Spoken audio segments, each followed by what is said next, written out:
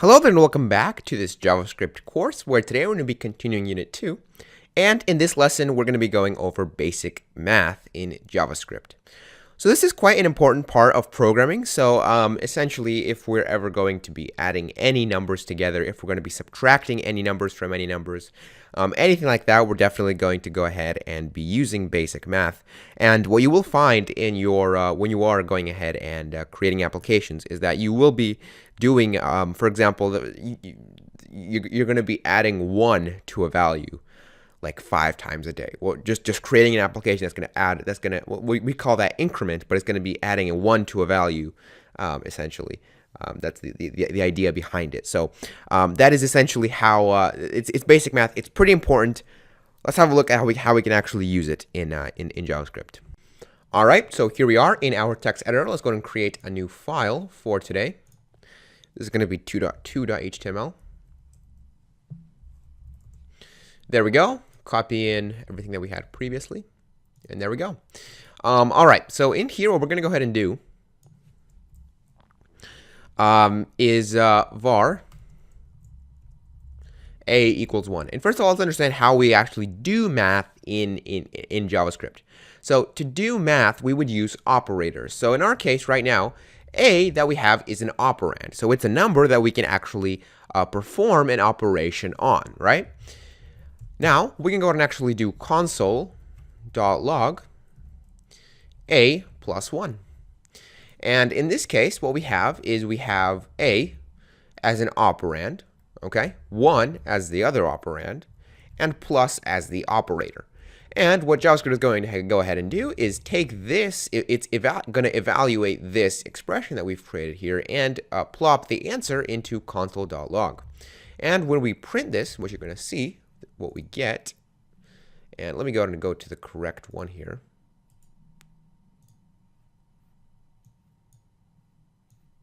Can I? There it is.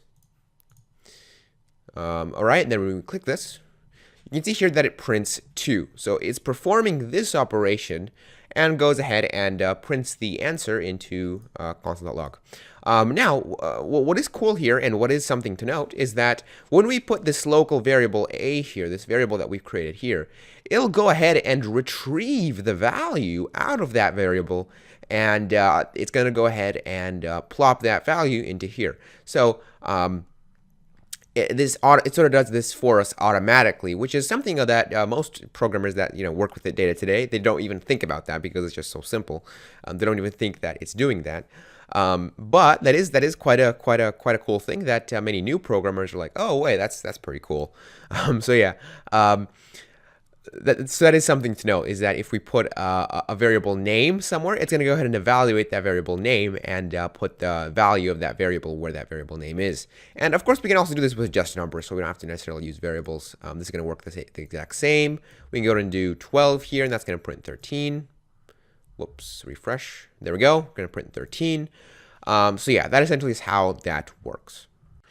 But of course, we don't necessarily have to put it into console.log. We can also store it in another variable. So what we can do here is do var b.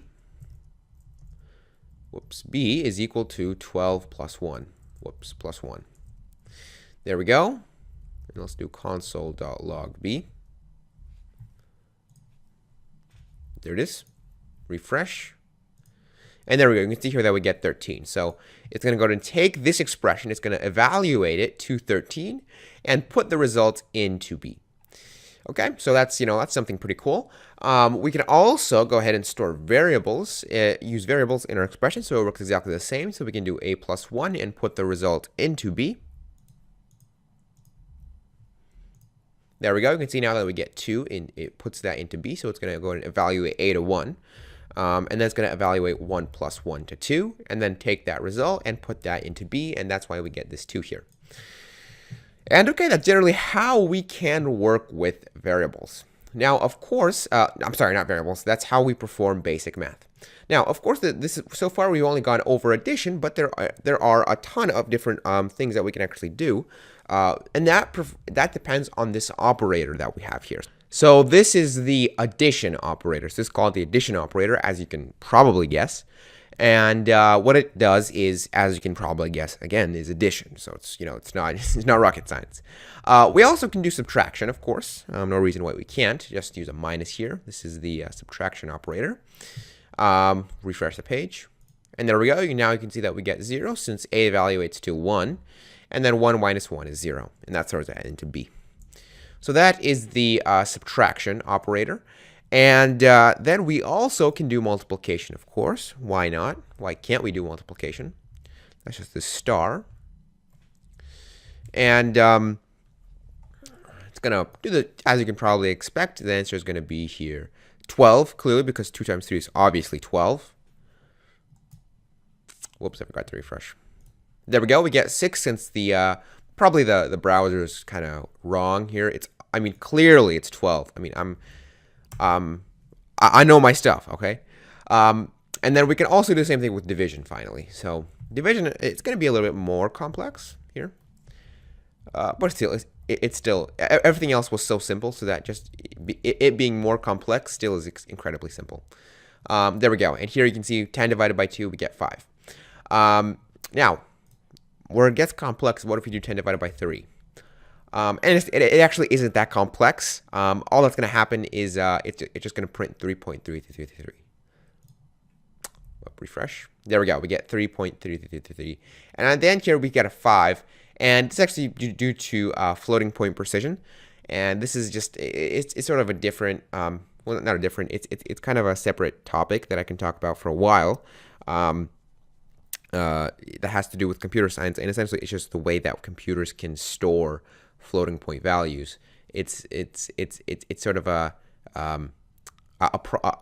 slight problem that's not quite easy to solve, but essentially so far it's just when you get into the really high values, it can give you a slight imprecise value, but usually you don't ever get to those values. And when you do, you can use separate libraries to go ahead and minimize, to go and remove the precision problems. That will the libraries will be slightly slower for computation, but they would also be precise when you do get into those very small values. Just because storing, and if you're wondering why this happens, is because storing, since computers use binary. I talked a little about that in the first unit. Since computers do use binary to store data, that does only have 0 and 1, so it's kind of difficult. So you can't just using native binary, essentially you can't actually store floating point values. So a computer has to use a clever standard defined by IEEE, and for floating point values. And you can research that a bit on your own, but so yeah, use that standard, and that it causes slight precision problems. But so long as you don't work with those crazy values natively, you won't have any problems. And it's just probably not the best idea to worry about that as of right now. As you start to get more experience with programming, it'll obviously make more sense to research that. Okay, so that was the division operator. Let's also have a look at the modulus operator as well. So the modulus operator, what that's going to do, it's going to return the difference between two values, the difference of division. That's actually kind of wrong with what I just said there. Not division, not difference, because that would technically be subtraction. But it's going to return the remainder of a division. There we go. Lost that word there. So when we have 10 modulus 3, what it's going to go ahead and do is print 1, since 10 divided by 3 is 3, and then the remainder is 1, right? So 3 times 3 is 9, and then remainder 1, 10. Yeah. So let's refresh, print this, and there we go. You can see that it prints 1. And just to demonstrate this further, we can do something like, I don't know, 16 divided by 5. And that's going to go ahead and print, refresh, 1 as well. If we have 15 divided by 5, that's going to go ahead and divide perfectly, be divisible perfectly, divide perfectly. Oh my God, I'm losing all my words here. Divide perfectly, and the remainder of that is going to be 0. There we go. You can see that there. So that is the modulus operator, and it's actually quite useful if we ever want to check whether a number is divisible by another number. We can just do we can create like an if statement, if when we're going to go over in a couple lessons here. We can create an if statement and then check if, 15% 5, for example, is equal to 0. So if that's equal to 0, then the number is divisible. Otherwise, it's not. So we're going to go over, we're actually going to be creating an application that can do that when we go over if statements. Okay, so we've got that out of the way. Two other operators that we need to go over very quickly. This is going to be the a++ operator. Not a++, variable ++ operator. And what that's going to do is this is called the increment operator, and it's just going to add 1 to the variable a. It's going to add 1 to that variable, and then store the result of that variable back inside that variable. So if we go to refresh here, click, whoops, B is, yeah, we need to log a, not b. There we go. Refresh. There we go. You can see here that we get 16. So the increment operator is just going to go, it's a short way of adding 1 to a variable and then storing the result of that variable back in that variable. And then finally, we have the decrement operator, which is going to be minus minus. And you can probably guess what that does. It's just going to subtract 1 from the variable and then store the result of that variable back in the variable. Refresh. There we go. You can see that we get 14. And that's how that works. Okay, so one other thing to note is that we do have different types of operators. So I said that it all depends on the operator. And what we've just gone over are all the arithmetic operators in JavaScript, so those that perform mathematical operations. Now, we've actually used a few operators so far. We've used the, actually no, we've only really used one other than the arithmetic operator. We've used the equals operator. So this is called the assignment operator. And it's different from equals. We have a separate operator that will actually go and check if two values are equal.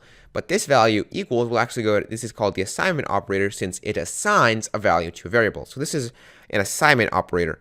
And we do have a few assignment operators. And the reason I'm talking about them is because there actually is an assignment operator for pretty much every single arithmetic operator other than increment and decrement. So these plus, plus, and minus, minus, we don't have assignment operators for them. And let me show you what I mean.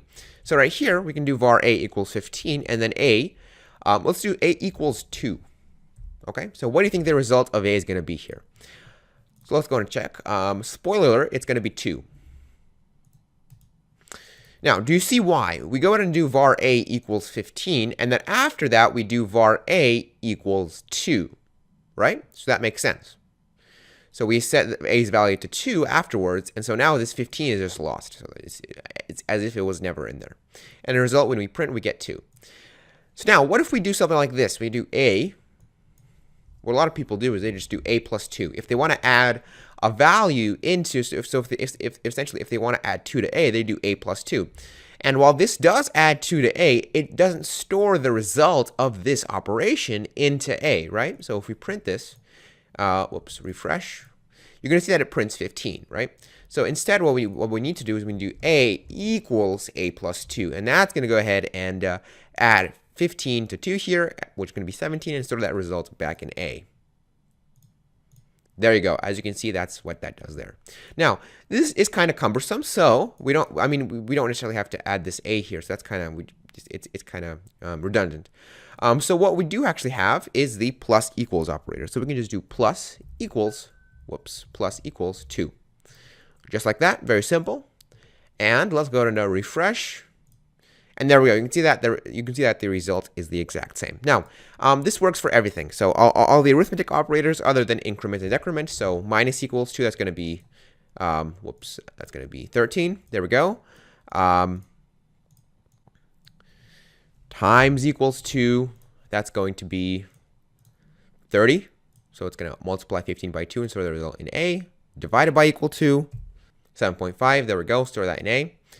And then also modulus equals 2. And that's going to be 1. There we go, 1. And that is, of course, how the assignment operators work with the arithmetic operators. So, and those are actually all the assignment operators. And so we just went over them just because it does have some resemblance to math as well.